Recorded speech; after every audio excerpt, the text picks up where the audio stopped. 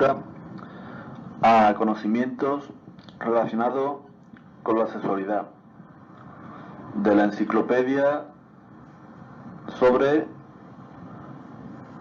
este tema, sobre sexualidad.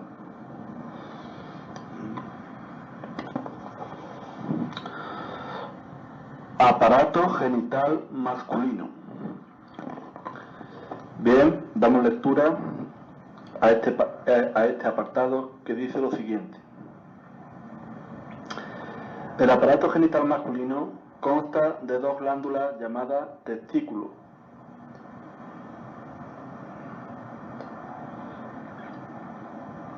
Bien, pues estos testículos están cubiertas por unas bolsas, o llamadas bolsas. Los testículos están en unas cubiertas llamadas bolsas. Tiene una secreción externa que es el esperma, formado por espermatozoides, que son células, también formado por líquido viscoso, que le sirve de vehículo, y también está formado por una secreción interna que es la hormona testicular. Hormona testicular, que son los responsables de las características masculinas, llamada testosterona. La hormona testicular responde a las características masculinas testosterona. Los espermatozoides tienen una gran movilidad, aproximadamente de 3 a 3,5 milímetros por minuto. A continuación están los conductos diferentes que se continúan en forma de conducto cilíndrico de unos 45 centímetros que atraviesa el conducto inguinal formando parte de lo que es el llamado cordón espermático, conjuntamente con arterias y venas. Y al llegar cerca de la vejiga,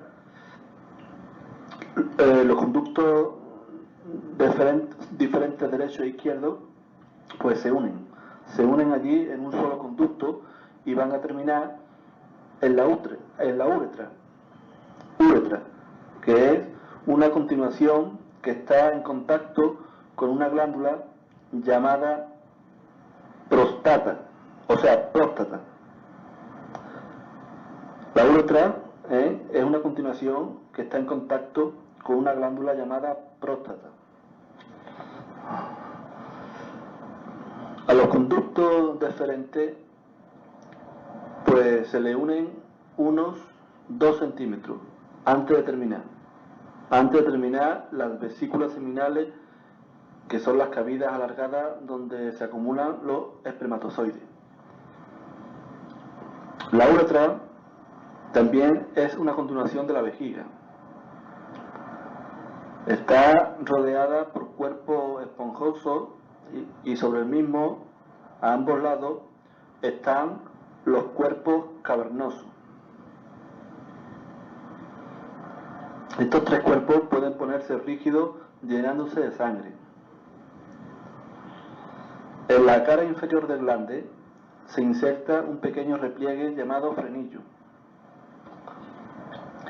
El prepucio o gusanillo se le llama a la piel que recubre el glande, que protege al sensible glande en la posición flácida.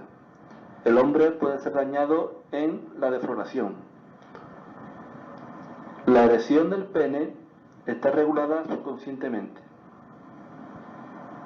Esta erección se puede producir por estímulos psíquicos, excitaciones del propio miembro viril o del almacenamiento del esperma, que están en las vesículas seminales, debido a, por ejemplo, que están demasiado llenos. Normalmente es porque están demasiado llenos.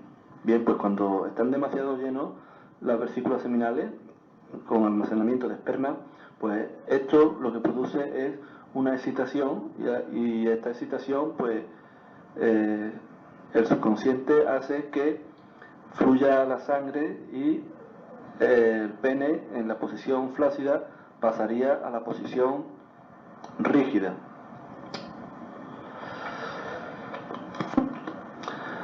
Se observan efectos psicológicos en sentido contrario, no de psique, o sea, no de psique a pene, sino de pene a psique. Se observa efectos psicológicos en sentido contrario también. La longitud del pene en erección varía de 8 a 20 centímetros y la circunferencia de 12 a 15. Hay 3 tipos de hombres con relación al tamaño del pene: liebres, jabalíes y sementales. En las mujeres se diferencia en gacelas, corzas y elefantas. La próstata está situada debajo de la vejiga, rodeando a la uretra. Bien, pues ya con esto termino el aparato genital masculino y pasaríamos al femenino. Bien, pues el aparato genital femenino tiene 2 glándulas llamadas ovarios. Son los ovarios que son de tamaño de una almendra con cáscara.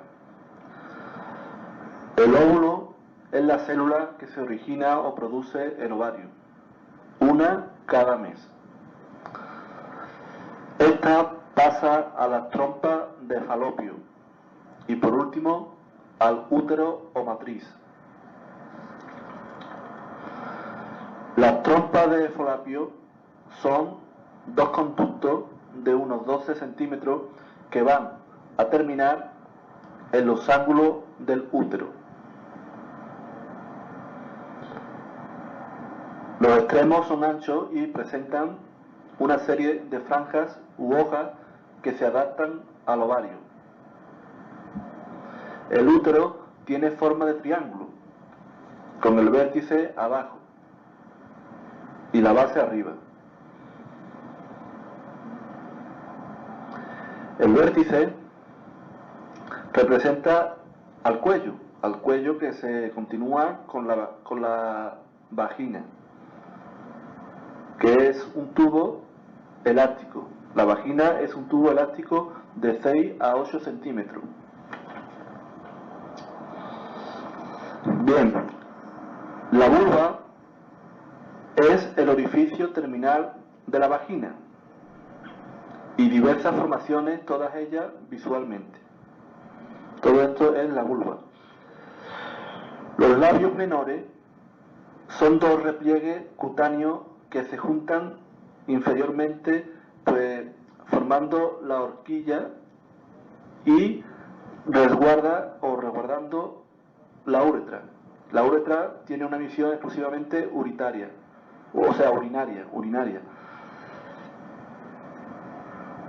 Por encima de la vulva y el orificio de la uretra existe el clítoris. La zona externa de la vulva está limitada por los labios mayores y también por el monte de Venus.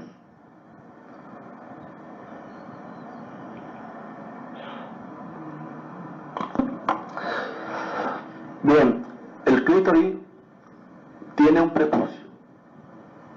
La misión principal del clítoris es la de hacer que los cuerpos eréctiles de la entrada de la vagina se llenen de sangre. El clítoris tiene como misión hacer que los cuerpos eréctiles de la entrada de la vagina pues se llenen de sangre. También dice que el útero tiene como función el sostener y nutrir al óvulo fecundado por el espermatozoide, y aumentando el volumen de su contenido y el del útero al mismo tiempo.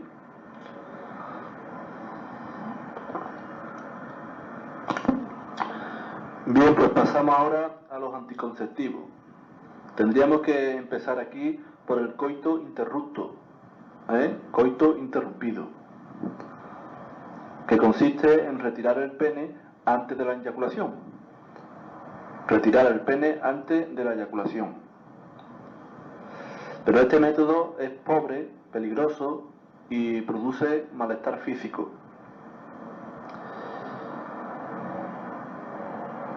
Otro método anticonceptivo sería hacer el acto durante la menstruación, pero esto no hay seguridad y es pobre.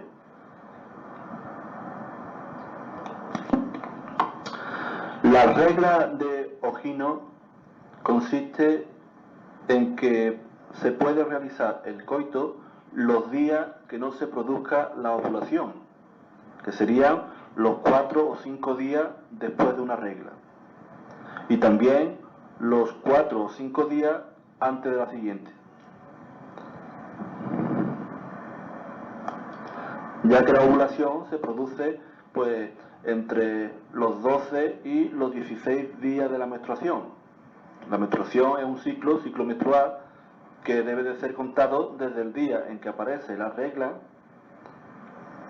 hasta el día anterior a aquel en la que se presenta la siguiente. De lo que se trata es de averiguar el día de la regla. Hay variaciones normales de 1 a 4 días. El óvulo vive 12 horas y los espermatozoides viven de 48 a 72 horas. Los 9 primeros días de la iniciación de la regla son infecundos, del 10 al 17 fértiles y del 18 al 28 no fértiles. Si hay variaciones cíclicas, se añade el número de días que éstas comprenden al periodo fértil. Si hay variaciones cíclicas, se añade el número de días pues que éstas pues comprende el periodo fértil. O sea, del 10 días al 17 más el número de la variación. Del día 10 al 17 más el número de la variación. Este método es poco seguro. Es poco seguro por las ovulaciones espontáneas.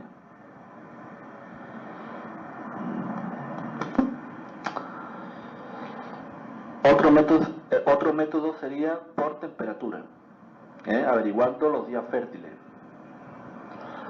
Método Billing.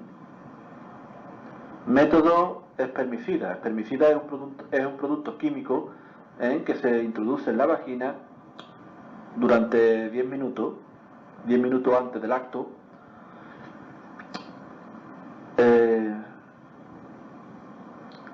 Es poco seguro este método, sobre todo si se utiliza solo, si no se acompaña por otro método. Pero si se utiliza con el diafragma, entonces sí es más seguro. El diafragma es un capuchón de goma flexible que sirve para cubrir el cuello del útero, con crema espermicida por fuera y por dentro. Debe permanecer colocado 8 horas después del coito.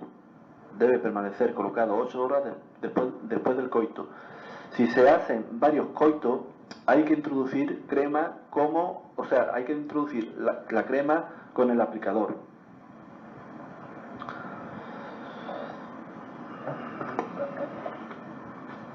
Tenemos el preservativo o condón, que es una funda de goma para el pene erecto. Hay que evitar que se desenrolle en el acto. En el acto sexual hay que evitar que se desenrolle. Bien, este método es seguro, ¿no? Tenemos también el método del dispositivo intrauterino, espiral. Es un objeto que se introduce en el útero dificultando el paso de los espermatozoides hacia las trompas. Impide la anidación del óvulo en el supuesto de que haya habido fecundación. Impide la anidación del óvulo en el supuesto de que haya habido fecundación. Tiene el problema de que tiene efectos secundarios. Bien, otro método. El método de la vasectomía, que consiste en quitar una pequeña parte del tubo que lleva a los espermatozoides, desde los testículos, de manera que el líquido que se forman de manera emite, o sea, el líquido que se emite pues no lleve espermatozoide, es lo que se trata, que el líquido que emite no lleve espermatozoide, y con esto se realiza haciendo este corte, ¿no? Este corte del tubo. Bien, pues tenemos también la ligadura de trompa, que es cortar las trompas de falapio, quedando cerrado el paso a los óvulos y espermatozoides. A los óvulos y espermatozoides hace que corte el paso el hecho de cortar las trompas.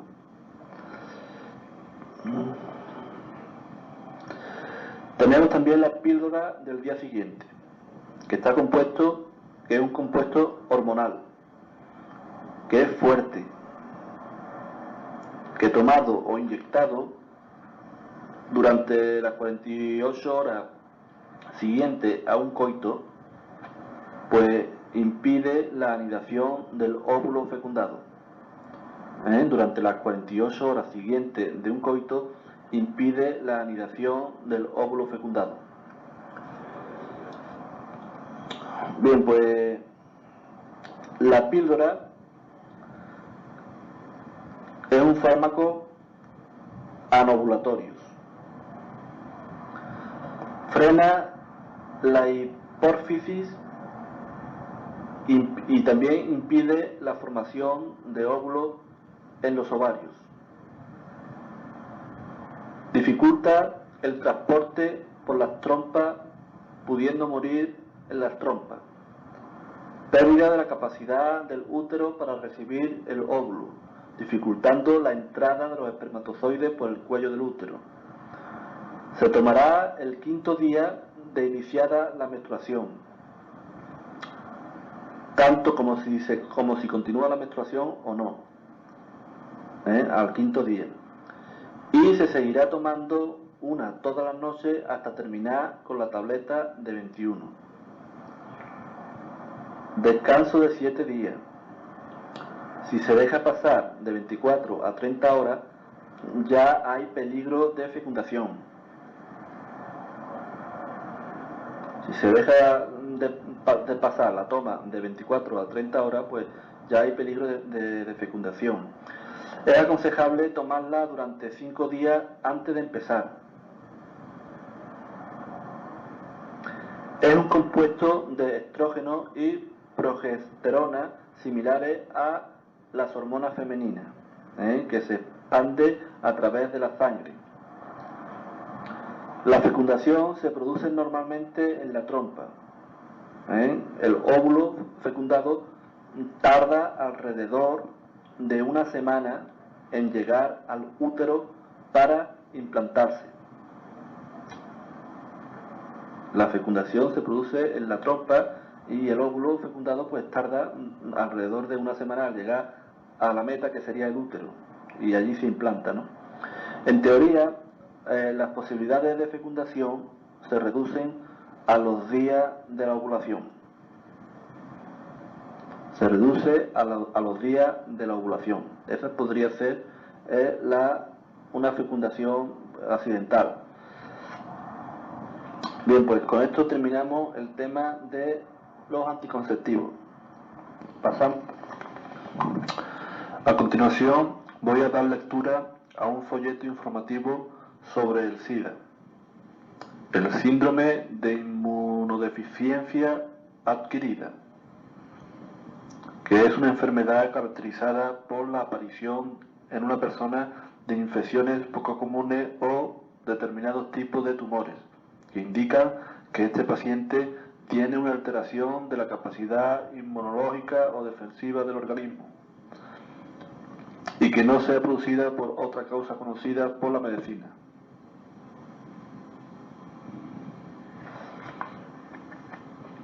Bien, pues se ha descrito como tal en el año 1981.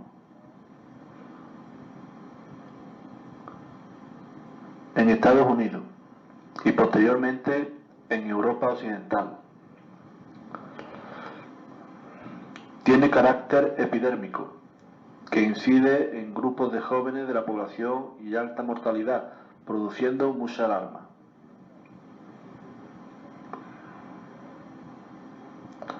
El SIDA está producido por la infección del ser humano por un virus de la familia de los retrovirus, inmunodeficiencia adquirida humana, VIH. El VIH afecta especialmente a las células esenciales para la respuesta defensiva del organismo, como son los linfocitos y facilitadores. La infección por el VIH se correlaciona como una disminución importante del número de células, perdiéndose su capacidad de respuesta defensiva. Por este mecanismo se produce una alteración de la respuesta inmunológica celular, característica fundamental de la enfermedad, que a su vez permite el desarrollo de las infecciones por agentes oportunistas y o tumores que definen al SIDA. El VIH se puede transmitir por contacto sexual íntimo, aumentando el riesgo proporcionalmente al número de parejas sexuales y a la práctica de ciertos hábitos sexuales como el coito anal pasivo. La transmisión se puede realizar en contactos sexuales homosexuales y pues heterosexuales también, siendo posible de varón a mujer y viceversa. Otra forma de transmisión es a través de la sangre y hemoderivados procedentes de portadores de virus. Por este mecanismo se ha transmitido a hemofílicos por el tema de la vía de transmisión a través de la sangre. Bien, pues se puede transmitir por transfusiones entre adictos a drogas, parenterales que comparten material de inyección o igualmente podría transmitirse por la utilización de instrumentos contaminados con sangre y que se utilizan para punciones.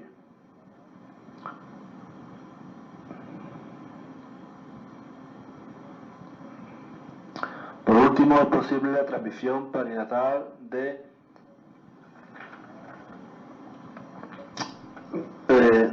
madre infectada a su hijo. Por tanto, también es posible la transmisión perinatal, madre a hijo. Hay personas en las que concurren factores que aumentan la posibilidad de que les sea transmitida la enfermedad. Estas personas son los varones homosexuales con vida sexual activa, los adictos a drogas por vía parenteral y los hemofílicos.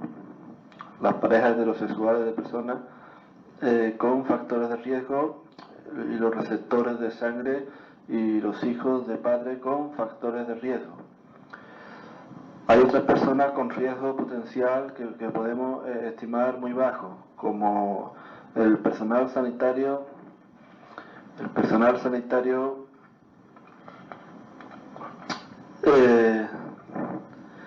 que atiende a los individuos con infección por VIH.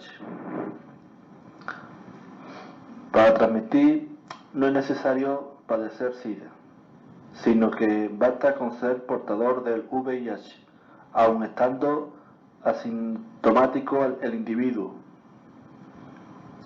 Ha estado en contacto con el virus, En la actualidad no existe evidencia de que el VIH se pueda transmitir por contacto no sexual con individuos infectados, tales como convivientes en el ambiente familiar o en los lugares de trabajo. Y tampoco existe evidencia de transmisión por alimentos, agua, vía aérea u objetos. Únicamente se recomienda no compartir objetos de aseo personal que puedan producir heridas y estar contaminadas.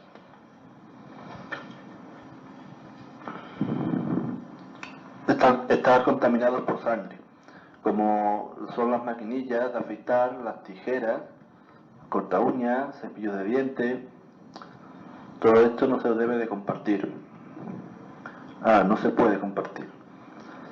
El método de laboratorio que nos permite conocer si un individuo está infectado, pues es el enzimoinmunoanálisis, o llamado ELISA, y con esta prueba deben someterse a confirmación con otra como Western blot.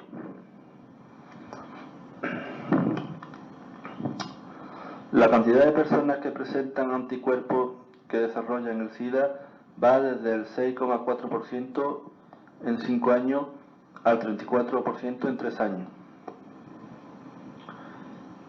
El periodo de tiempo que transcurre entre la infección por el VIH y el desarrollo del SIDA varía entre los 6 meses y los 5 años, aunque es posible que este plazo sea superior. Las personas con factores de riesgo de padecer SIDA que tienen anticuerpos positivos son en España el 68,6%, 63,6% y el 12,8% de hemofílicos adictos a drogas por vía parenteral y varones homosexuales respectivamente. El 84,6% de hemofílicos en Sevilla. 40.000 muestras de sangre de donantes procedentes de toda España ha sido cifrada entre el 0,6 y el 0,9. 1.000 similares a la de Francia.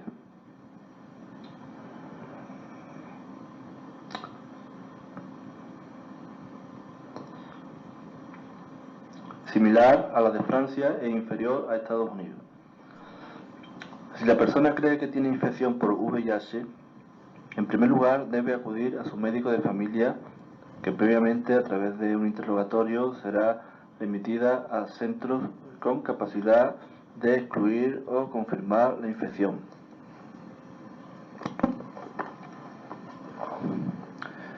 En España se ha pasado de 18 casos en octubre de 1984 a 357 en marzo de 1987. Esto implica que estamos en fase de crecimiento progresivo del número de casos.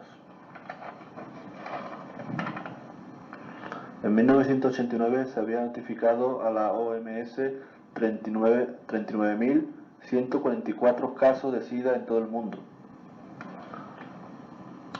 El SIDA es una enfermedad con mal pronóstico en cuanto a las posibilidades de supervivencia. No existe tratamiento eficaz probado que permita tratar a la infección por el VIH y restaurar la capacidad de respuesta de los enfermos. Existen métodos de tratamiento para algunas de estas infecciones y tumores que permiten la superación de diversas situaciones de gravedad del paciente. No obstante, al no poder influir sobre el estado de inmunodeficiencia del paciente, el pronóstico vital a corto plazo es pobre. Se puede adoptar medidas para prevenir esta infección al conocerse cuáles son los mecanismos de transmisión del virus. Se consideran como hemoderivados no susceptibles de ser portadores del virus y, por tanto, no ser transmisores del VIH a la albúmina sérica humana y a las inmunoglobulinas. Las medidas deben ir encaminadas a evitar que se utilicen unidades de sangre portadores del VIH en realización de estado de la misma. Las mujeres que tienen anticuerpos positivos, a las que practiquen la prostitución y a las que sean parejas heterosexuales de individuos con factores de riesgo. Deben conocer que si quedaran embarazadas, su descendencia tendría riesgo de padecer el SIDA, por lo que se le aconsejara posponer el embarazo hasta que se conozca mejor los aspectos de transmisión perinatal del virus. O sea, que deben de conocer que si quedara embarazada, su descendencia tendría riesgo de padecer el SIDA.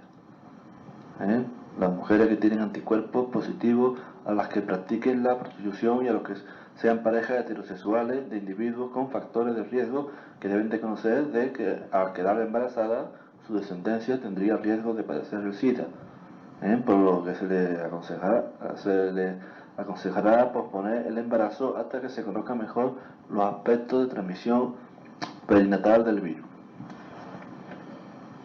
Continuamos leyendo. Dice que existe el riesgo de transmisión al personal sanitario. Existen normativas específicas en los centros sanitarios para el cuidado de los pacientes infectados. En el momento actual no existe una vacuna para prevenir la infección por VIH. Hay que utilizar agujas de un solo uso y si por accidente se produce una hemorragia, la superficie contaminada se limpiará con lejía doméstica. Lejía doméstica diluida al 1/10 en agua utilizando guantes desechables. Las precauciones necesarias para no mancharse de sangre. Y si se está allí en un medio en donde fuera imposible el tener estos métodos, disponer de ellos, pues se aconseja a las personas con factores de riesgo o a aquellas que sean portadores del VIH la utilización de preservativos, medida que reduce el riesgo de infección. Es importante saber que el coito anal aumenta el riesgo de transmisión del virus y que probablemente existe riesgo de transmisión del VIH por la exposición a la salida en el contacto oral genital y oral rectal. Existe un riesgo de transmisión del VIH por la exposición a la salida en el contacto oral genital y oral rectal.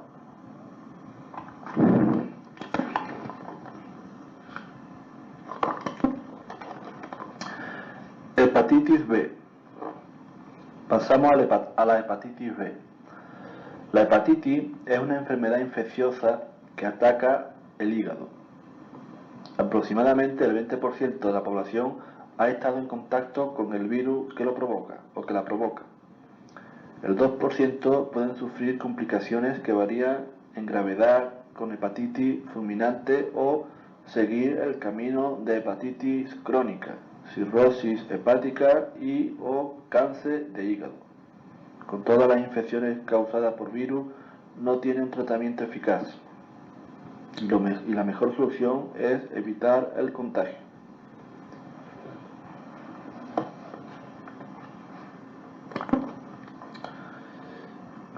¿Cómo puedes evitarla? Aproximadamente el 20 de cada 100 personas ha tenido contacto con el virus de la hepatitis B y el 1,5% son portadores de la hepatitis, pudiendo contagiarlo a las personas con las que se relacionan. Por eso es importante no usar jeringuillas que hayan usado otros, o mantener relaciones sexuales sin preservativo, y por supuesto, el vacunarse.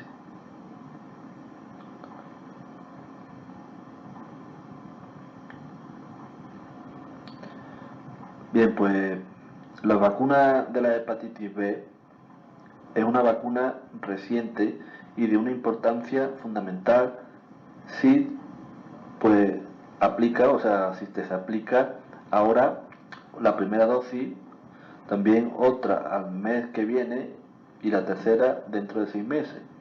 Y ya estás protegido y evitarás todo riesgo de contacto o de contagio durante 5 años, al cabo de los cuales solo tendrás que aplicarte un refuerzo. No lo dejes pasar, la vacuna es una protección que tú necesitas. ¿En qué consiste la vacuna? Las vacunas contra la hepatitis B son muy eficaces y están producidas por ingeniería genética. No contienen ningún componente de la sangre, por lo que es imposible que transmitan enfermedades. Es una solución segura y sin riesgo. Primera dosis, segunda y tercera. Si pertenece a alguno de estos grupos puede estar en peligro. Entonces hay grupos de población que tienen más posibilidades de contraer la enfermedad y debe vacunarse contra la hepatitis B. Y estos grupos son personal sanitario, que serían médicos, odontólogos, enfermeras, etc. Los drogadictos, las prostitutas, internos y trabajadores de instituciones penitenciarias, recién nacidos de madre portadora del virus, familiares y personas en contacto con enfermos o con portadores de la hepatitis B, deficientes mentales y también los viajeros a zonas endémicas. Todos estos grupos de personas pues son las que tendrían que vacunarse preferentemente.